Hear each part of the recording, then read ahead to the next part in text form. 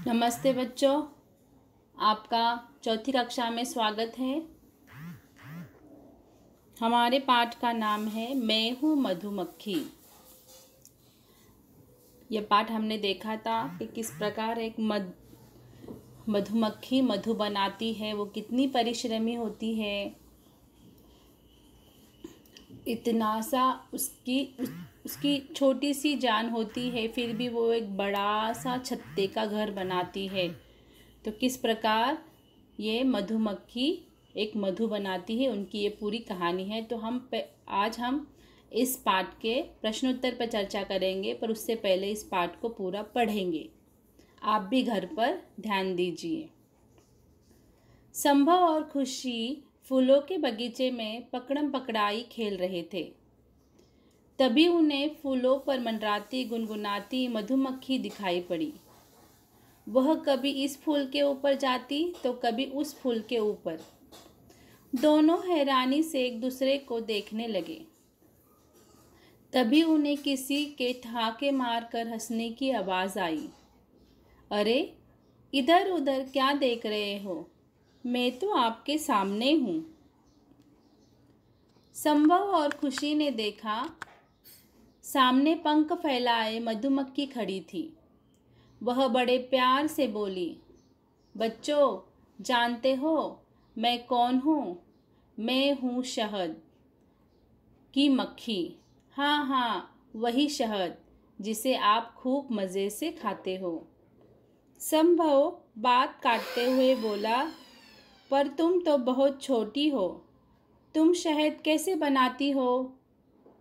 मधुमक्खी हंसकर बोली, ठीक है, चलो मैं आपको अपने बारे में बताती हूँ।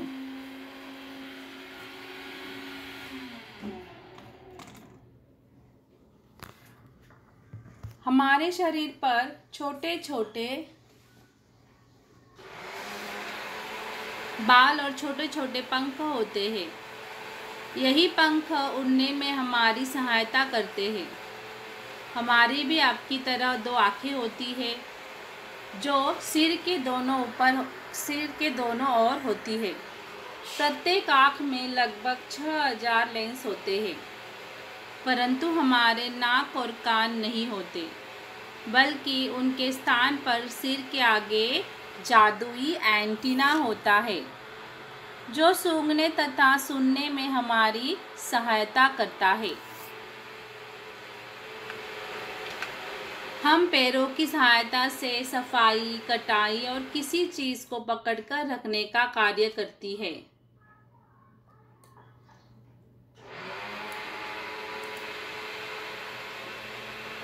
हमारे सबसे पीछे के दो पैरों में फूलों का पराग एकत्रित करने के लिए एक थैली भी होती है।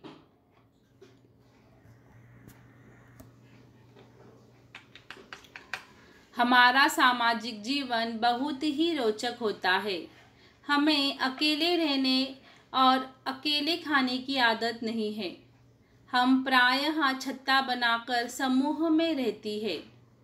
प्रत्येक छत्ते में एक रानी मक्खी होती है। हम सभी मधुमक्खियाँ उनके निर्देशों का पालन करती है। रानी मक्खी केवल अंडे देने का काम करती है और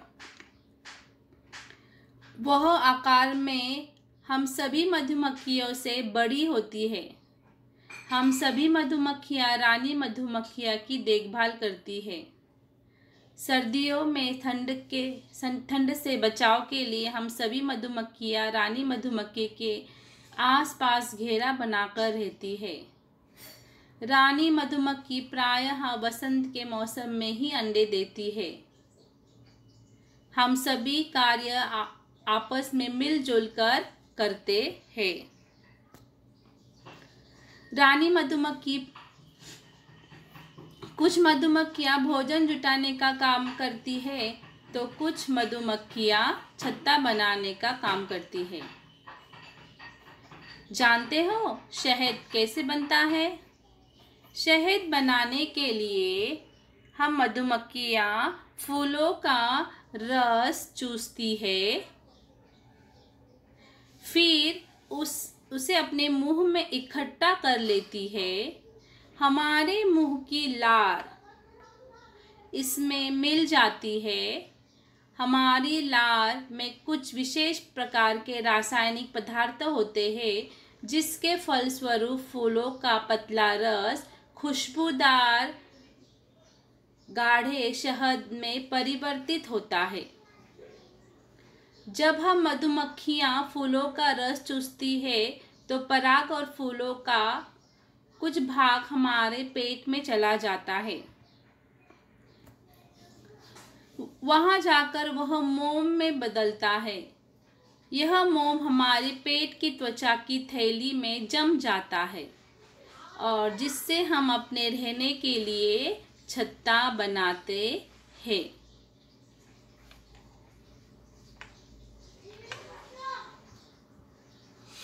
संभव और खुशी बहुत मजे से मधुमक्खी की बातें सुन रहे थे। मधुमक्खी फिर बोली, क्या कभी आपने हमारे छत्ते को ध्यान से देखा है? हमारे छत्ते के भीतर एक ही आकार के 6 कोने के कई कमरे होते हैं। इन कमरों में ही मधु एकत्रित करती है। बाकी कमरे में रानी मक्खी अंडे देती है जिससे हमारी संख्या बढ़ जाती है। हमारे एक ही छत्ते में लगभग 50,000 से 60,000 तक मधुमक्खियां होती रहती है। हम मधुमक्खियां खट्टा मीठा सभी प्रकार का स्वाद आसानी से पहचान लेती है। जब कोई शत्रु हमारी ओर आता है तब हमारे अंदर से एक विशेष प्रकार की शारीरिक गंध निकलती है जिससे हम सभी मधुमक्खियों को शत्रु के आने की सूचना मिलती है और हमारे आसपास के सभी मधुमक्खियां सतर्क हो जाती हैं। अपने बचाव के लिए हम शत्रु पर डंक से आक्रमण करते हैं।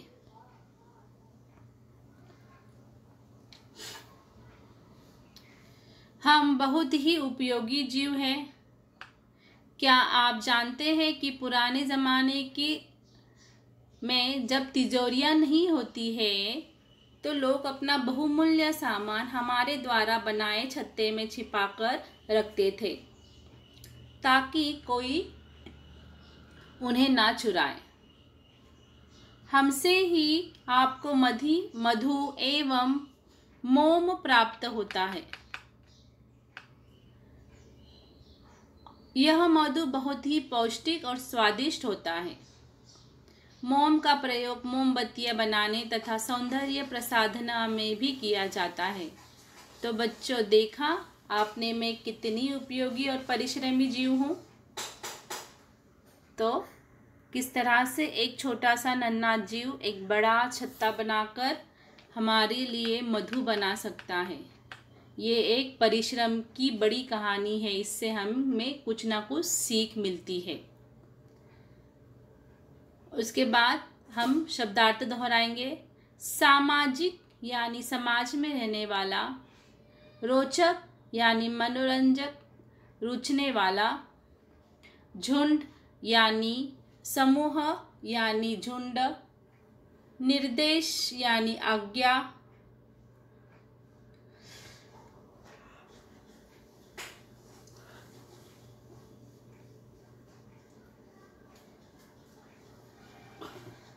परिवर्तित यानी बदलना, पराग यानी फूलों के अंदर पाए जाने वाले सुगंधित कण, मधु का अर्थ है शहद, एकत्रित यानी इकट्ठा, गंध यानी खुशबू, सतर्क सावधान, आक्रमण यानी हमला,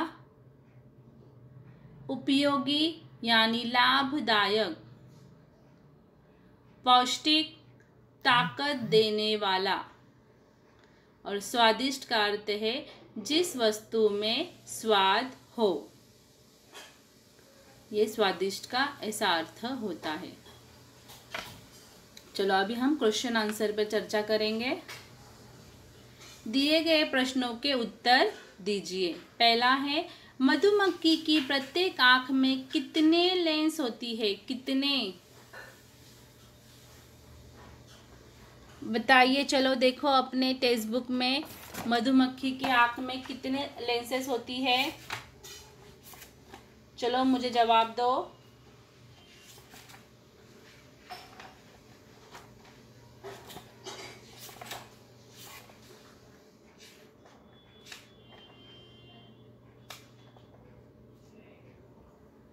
लगभग 6000। Yes Chaudhary बदाने, very good.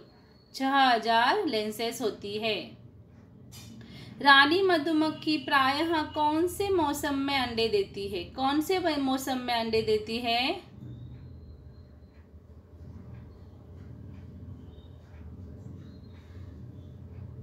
रानी मक्खी प्रायः कौन से मौसम में अंडे देती है?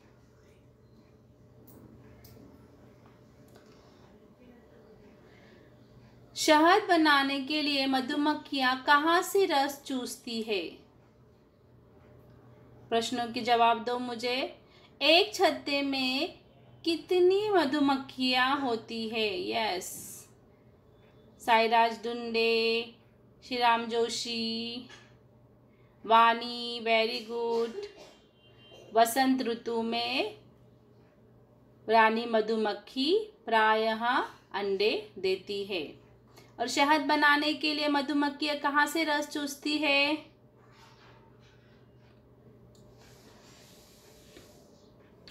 जवाब दो। शहद बनाने के लिए रानी मक्खियां कहाँ से रस चूसती है?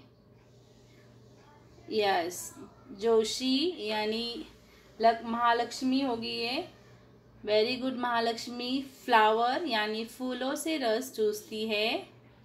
एक छत्ते में कितने मधुमक्खियां होती है? वेरी गुड वानी, सोहन,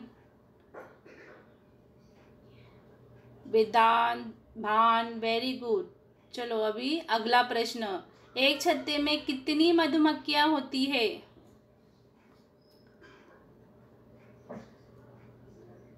एक छत्ते में 50,000 से 60,000 तक मधुमक्खियां रहती है।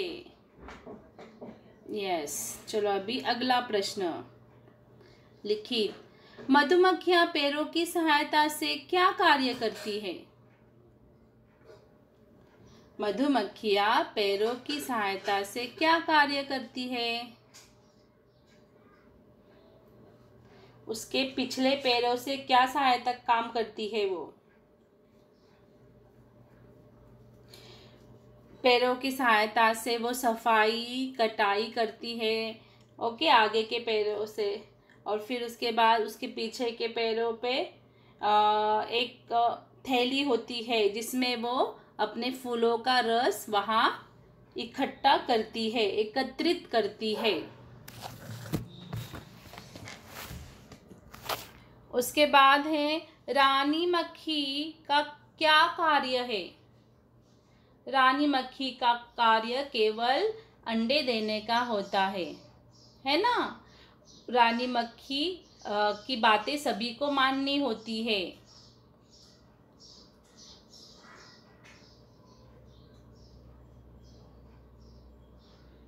रानी मक्खी की सभी लोग बातें मानती है। रानी मक्खी का कार्य सिर्फ अंडे देने का ही होता है, वो और कुछ काम नहीं करती। यस मधुमक्खियां शहद कैसे बनाती है? कैसे बनाती है वो शहद? कि वो फूलों का रस चूसती है और फूलों का रस चूसने के बाद वो अपने मुंह में उसको इकट्ठा करती है और उनके मुंह के साथ वो लार में मिल जाती है। जैसे हमें भी मुंह में लार आती है उसी प्रकार वो रस उसके मुंह में जमा करती है। वो लार उसमें मिल जाती है और फिर कुछ उनके लार में एक रासायनिक पदार्थ होता है और उससे वो फलस्वरूप एक फूलों का पतला रस एक खुशबूदार गाढ़े शहद में परिवर्तित होता है। मधुमक्खियां शत्रुओं से अपना बचाव कैसे करती है? कैसे करती है मधुमक्खियां शत्रुओं से अपना बचाव?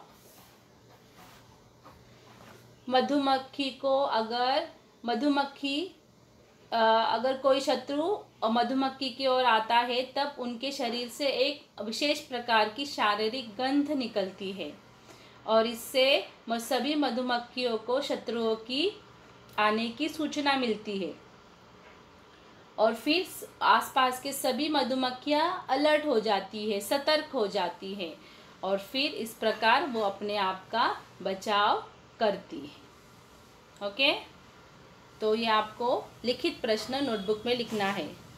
अभी अगला है सही उत्तर चुनकर निशान लगाइए। इसमें पुराने ज़माने में लोग अपना बहुमूल्य सामान मधुमक्खियों के छत्ते में क्यों रखते थे? क्यों रखते थे? क्योंकि मधुमक्खियां बहुत उपयोगी जीव है ताकि उन्हें कोई चुरा न पाए। क्या उत्तर है उसका? कि पुराने ज़माने में लोग अपना बहुमूल्य सामान मधुमक्खियों के छत्ते में इसलिए रखते थे कि कोई उन्हें चुरा न पाए। ठीक है, तो ये सारे क्वेश्चन आंसर्स है, अब अपने नोटबुक में लिखो। ये व्याकरण का है, हम अगले तासिका में पढ़ेंगे। उसके आगे का आप देखो, ये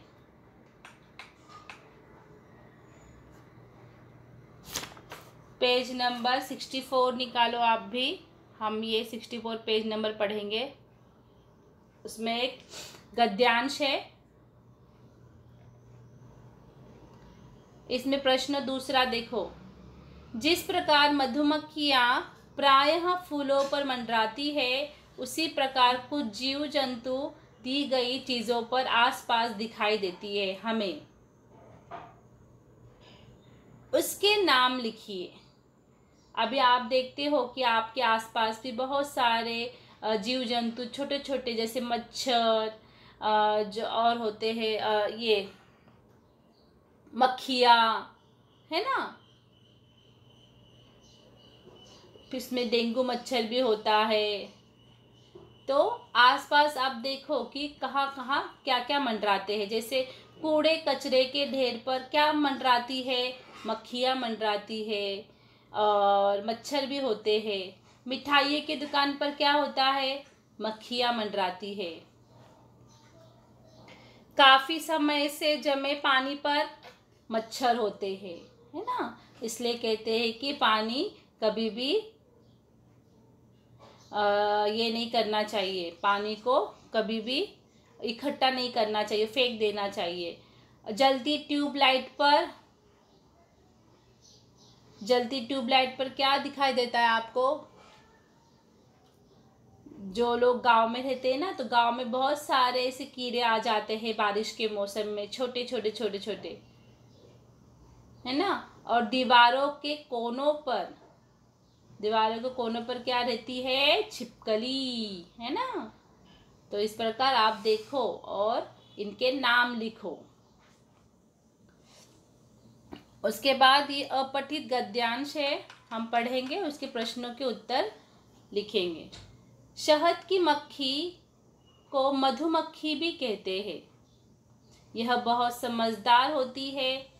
यह सुंदर घर बनाती है जिसे छत्ता भी कहते हैं। छत्ते में एक ही नाप के छोटे छोटे सैकड़ों छेद होते हैं। मधुमक्खी दिन भर फूलों पर बैठती है, उनका रस चूसती है। मधुमक्खी बहुत परिश्रमी होती है। दिन भर फूलों का रस चूस कर छत्ते के छेदों में रख देती है। उनसे शहद बनता है जिसे मधु कहते हैं। ठीक है, चलो, मधुमक्खी के घर को क्या कहते हैं? छत्ता, शहद या मधु छत्ता कहते हैं। मधुमक्खी दिन भर किस पर बैठती है? फूलों पर, शहद पर या दवा पर, फूलों पर। परिश्रमी शब्द का विलोम क्या है? परिश्रमी शब्द का विलोम है मेहनती। और घर का पर्यायवाची क्या है?